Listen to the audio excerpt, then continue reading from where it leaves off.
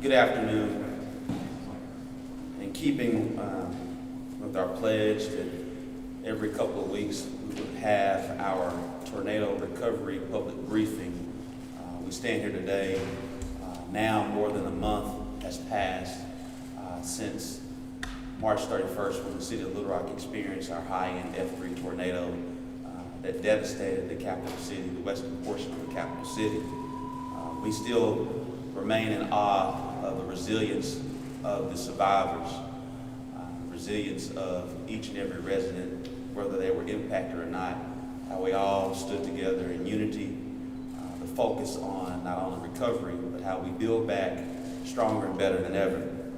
I think we all know by now that the pathway had somewhere close to 3,000 structures that were impacted. What we know for certain is that 100 were completely destroyed. Around 538 had extreme and heavy damage. We know that's been devastating, but we want to ensure the reason and the rationale for these public briefings is, one, to ensure for our residents to know that we are going to rebuild back stronger, better than ever, but for the survivors to know that we are not losing sight on their recovery. We know that many times we can go on with business, and our business is the first priority, is our people's business, and ensuring that we recover in that particular area. I want to take this time to continue to share the appreciation of each and every volunteer. It truly was a great experience to see everyone bond together over those past few weeks. What we've seen is, from a donation standpoint, the city of Little Rock received somewhere around 430 pallets of food, non-perishable items, perishable items, water, things of that nature. It's unknown what we received at the Family Assistance Center at the Emmanuel Baptist Church. We're so grateful for them and how we were able to not only stand up our Incident Command Center, but also the Family Assistance Center that operated for close to a month. We've now transitioned those operations in our partnership with FEMA to have our Disaster Recovery Center at the West Central Community Center. In addition to those volunteers and what we were able to do to bond together for food and non-perishable items and water, and then setting up the assistance as it relates to those in need from the FEMA perspective, we also received a little over $300,000 in donations. We, at our next briefing, will share the plan on how we distribute those dollars. And I want to ensure everyone understands that was within 2 weeks, more than $300,000, 500 individual donors to give to the people of Little Rock. These dollars more than likely are going to go directly to organizations that were helping tornado victims, and we're going to figure out an opportunity to get some of these dollars to as many directly impacted individuals as possible. Again, we'll have all the details at our next briefing. But it is a true testament to the love and the willingness of service here in the city of Little Rock for each of our residents, and you just could not be more proud of the residents and the people of Little Rock and all those who made those donations. I do want to share, as we know, we've moved from emergency response. We're now fully focused on recovery. That being said, we want to make the announcement that the city of Little Rock is no longer accepting donations at our command center on 7000 Murray Drive. If you want to continue to make donations, we encourage you to make food donations to the Arkansas Food Bank and Arkansas Hunger Relief Alliance. For any non-food donations, please direct those donations to Goodwill Arkansas. They have set up their West Little Rock store as a disaster recovery center as well. So now, 2 recovery centers that we all are aware of, the FEMA Disaster Recovery Center in partnership with the city of Little Rock is located at West Central Community Center. We all know about that one, but also want to make the announcement about Goodwill Arkansas. If you want to contribute non-food items, they have converted their West Little Rock store to a disaster recovery center. Secondly, when we talk about those few things, we also want to talk about the rebuilding. To truly rebuild, we have to focus on the debris management. I just want to continue to stress that the city of Little Rock is its top priority to remove this debris as quickly as possible. But as I shared before, we're going to act with deliberate haste. Where we do stress some patients, we've gotten a lot done in close to 30 days. But as I shared, we know for a fact that pathway impacted 3,000 structures. 100 structures were completely destroyed, 538 were heavily, severely damaged. And it's going to take a little bit to get it done. We think at least another 60 to 90 days to get majority of the debris removed. It's our estimation that somewhere between a year to 2 years to fully recover from this devastation. I do want to bring with you today John Honeywell, who's going to discuss the debris management. We also, who's our Director of Public Works. Then after him, Jamie Collins is going to discuss the impact to businesses and how the Planning and Development Division is working to help our businesses in their time of need. So again, we'll continue these updates for the next few weeks, every 2 weeks. I want to continue to share with those survivors that we're not losing sight. We are going to continue to keep you a priority to ensure that we rebuild back stronger and better than ever. John Honeywell. And before John comes up, I do want to also take this time just to share appreciation to the entire team of the City of Little Rock, the first responders, to the men and women of the Little Rock Police Department, Fire Department, Public Works Department, Parks Department, our emergency management team who's here with Nathan Spicer, Mike Garrity, Matt Burks, Karen Sykes with our volunteers, our entire Office of Executive Administration, all the volunteers. We are grateful for you that have been working around the clock to ensure that we have this smooth process in a chaotic time. That being said, thank you, and now we'll have John Honeywell. Thank you, Mayor.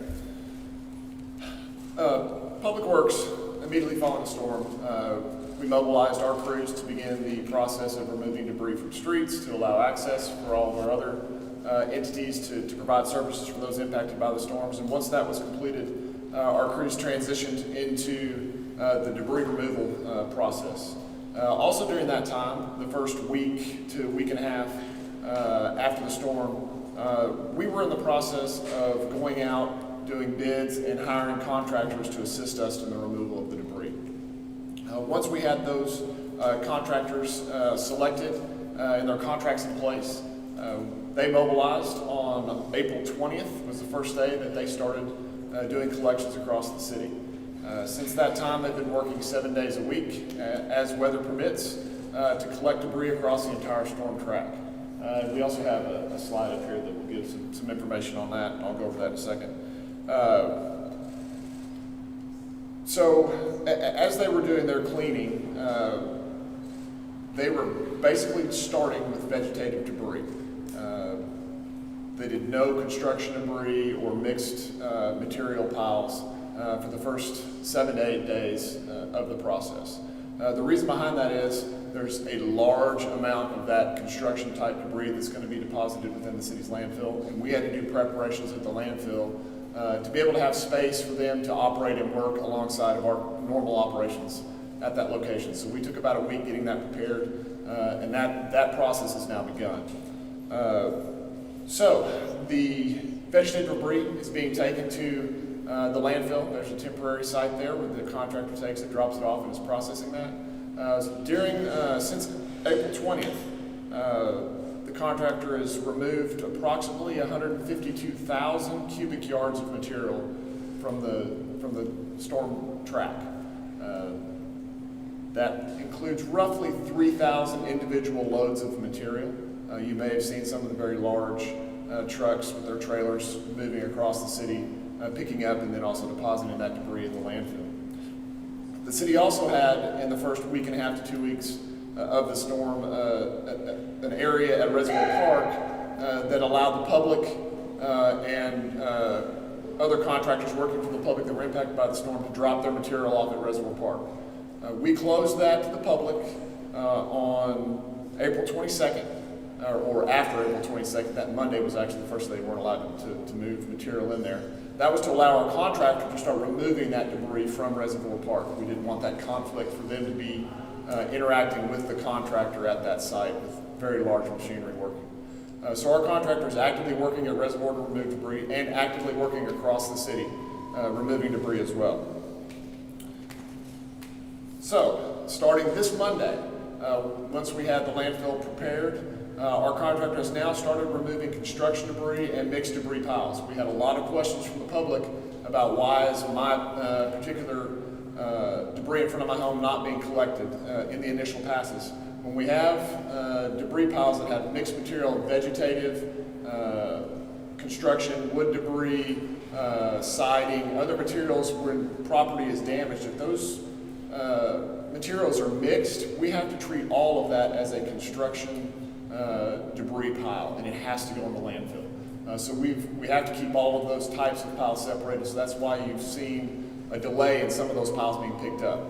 That, as of this Monday, everything should be being picked up along the streets as our contractors go by. It's specific to what they're putting in the truck, but they should be getting everything collected as they go across the city at this time. So let's go to the second slide here. This gives you a breakdown of how much material was collected each day since the 20th. And you can see on that very last graph where it's blue and green colors. That shows you where we've started collecting construction debris and sort of the equal amount of quantity between construction debris and vegetative debris that's being collected. And then we'll switch over to the last slide. This gives you an idea of all the locations, and these are don't show every location, but it shows you the densities of where our contractor has been operating since they started on the 20th. These are all the majorly impacted excuse me, areas across the city where we've been concentrating the contractors and picking up debris as quickly as possible. The one last thing I want to speak about is drainage and impacts to drainage ways across the city. We've been working on removing debris from those channels and drainage pathways as quickly as we can with city forces. Because of the rules and regulations with the FEMA program and disaster, our contractor cannot go on private property to remove debris. So the city has been working to try to get that debris removed as quickly as possible. We're also working with some other federal agencies for funding to try to more quickly remove that debris that's in the drainage way. So we ask the public to be patient with us. We know it has impacts on their property, but we're doing everything we can to remove that debris and prevent any kind of damage from flooding or all the rain events that we've had from occurring any further. With that, I'm going to stop and Leland. Before Leland, I just also, as you know, there's been a lot of money expended on behalf of the city. I also want to take this opportunity to recognize City Director B.J. Wire, who's with us today, representing members of the City Board. They offered a lot of grace to us to make some funding decisions to ensure that we could be quickly responsive to our residents and also to our finance and our procurement team. That being said, now, Leland. Okay, thank you, Mayor. I just want to start by saying thank you to all the different departments and especially our volunteers that have come out and helped us clean up our parks. Just want to give a quick review of what damages were held or happened in our parks. We had 3 major parks that were damaged by the tornado. Starting with Rock Creek out in West Little Rock. This was about 50 acres of storm debris in the wooded areas, and it impacted our Rock Creek Trail. This area is currently closed to the public and will remain closed for some time due to the isolated location, but our contractor will be cleaning up the storm debris in that area. We still have some significant improvements to take on there in terms of safety, so if you would, please stay out of Rock Creek for the time being until we have a new notice. Our next park is Reservoir Park. You've heard a lot about Reservoir Park. It's been utilized for our citywide dumping efforts. Reservoir Park was 70 acres that was completely destroyed. We've lost over $1 million in assets there from our pavilion, restroom, tennis courts, disc golf, our ball field lighting. Reservoir was extremely hit hard. This park will be closed for a long extended period of time and will be rebuilt. I'm excited to be able to have an optimistic viewpoint and see what we can do for Reservoir and make it better for the future. That being said, Murray Park was our 3rd park down on the Arkansas River. It was impacted for about 50 acres of that park.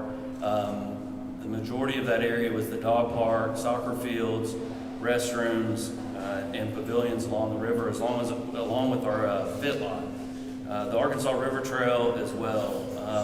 The golf course was closed initially for the first day, the resident golf course, but we reopened that on Sunday, and the river trail is now open. Many other aspects of Murray will be open starting in a phased effort on Monday. Currently, they're still closed. I understand that's creating some conflicts for individuals, but it has a lot to do with the utilities in the area. There's a lot of hazards that still exist, and we're working as fast as we can to clean up those hazards. So that's the general overlay for Little Rock Parks and Recreation. Thank you for your time.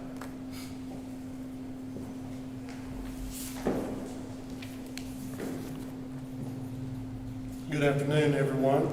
I would like to talk a little bit about what planning and development has been seeing since the tornado. Currently, we have performed 539 inspections within the tornado damaged area. We have issued 273 permits for recovery and waived $47,000 in fees for that same area. I would like to remind everyone that for all occupancy types, and for us that would be single-family residential, multi-family residential, which is apartments, and also commercial or office complexes, permits are required for all building, electrical, plumbing, and mechanical work, but no fees are required for these permits. And individually for each of those uses, for single-family residential properties, we've had several questions come up over time, so I thought I'd address those for the public. A structural engineer analysis will not be required unless deemed necessary or under special circumstances required by the Arkansas Fire Prevention Code. Any home reconstruction will be allowed to be performed and put back in place to original status prior to the tornado, excluding some special conditions. However, any installation in building, plumbing, electrical, mechanical that is found to be unsafe will be required to be brought up to a safe standard. If a structure is demolished down to the foundation may be utilized for reconstruction as long as the foundation is intact and is in acceptable condition. Everything new from the foundation up will be required to meet the current code. And in doing so, the zoning requirements will be waived for those properties as long as the structure has not increased its footprint and maintains the original building outline. We want to make sure and ensure that all contractors are providing restroom facilities that are required for all the workers. And we also, because a lot of the addressing has been knocked down, mailboxes and such, we're wanting to please post your home address number on your home visibly from the street. Now, apartments and multifamily and also commercial, they have to, because there is public going into those facilities, and we want to get them operational as quickly as possible in a safe manner. If the space has been extensively damaged and a structural analysis must be performed, we want that performed by a duly licensed professional in the field of structural engineering, licensed in the state of Arkansas. The analysis must be performed and reviewed and approved before any entry is permitted. And we're doing that because we want to make sure that we ensure a safe pathway for entry and exit, from the building for all of the public to access. And just a reminder that all the areas around the commercial sites are considered a construction zone and must be fenced, gated, and signage must be in place to show the public that it is a construction zone. Because we also want to include that they require safety equipment, hard hats, goggles, vests, etc., and restroom facilities also must be provided at those locations. And if reconstruction or demolitions is deemed necessary, all plans needs to be submitted to the city prior to commencement of work. Now, on commercial properties, it follows the same suit as the apartments in regards to the structural licensor of the engineer. Must be licensed in the field of structural engineering in the state of Arkansas for any structural analysis that needs to be performed. It must be done prior to entry into the building for the public and approved by the city. We're looking for that same pathway on commercial buildings and office buildings for safety. And we're following also the same reconstruction and demolition as deemed necessary the submittal of the plans for review and approval. I do want to point out, just because some of the residential property owners, along with commercial property owners, will be entering the contracts with entities for that work, before you enter into an agreement with a contractor, be sure that you have a written contract, that they have the permits in place for the necessary work, and verify that they are properly licensed to perform the work in the city and the state. If you have any questions, you may contact our office, 501-371-4832, or email us. It's at permits, just spelled out, PERMITS, @littlerock.gov. And just make sure that all contractors that you hire are licensed to perform the work in the city and the state, that you get written contract for the work. Verify that they have their construction permits in place. And if you need to verify a contractor's license, you can call the Arkansas Contractors Licensing Board. The number is 501-372-4861. Thank you. Thank you, Jamie. We'll now take questions. Which is the city going to pay DRC emergency services for the debris removal? Do you have a number for those, the work that's been done on those three zones in the contract? For those who didn't hear, Joseph's question is how much is the city going to spend as it relates to the DRC emergency services, which is our private contractor to remove the debris. We do not know the exact number. We do know right now for the first 30 days, and that 30-day mark for FEMA is from April 10th to May 10th. We do want to say thank you to Governor Sanders, who will extend an additional 3 days. So we'll technically go from April 10th to May 13th. That any work that's done by DRC Emergency Services will be 100% reimbursed. We do know, again, as I shared, we're going to be removing this debris for the next 60 to 90 days. There's an estimate, and again, and that's in all caps, an estimate that we could spend up to $10 million. Do you think the agreement, whatever the agreements that have been reached so far with DRC, if the work takes longer than expected, are those agreements going to have to be readjusted or somehow extended? No, our city attorney has done a yeoman's job with the contract. We have the contract until every bit of debris is removed. Next question.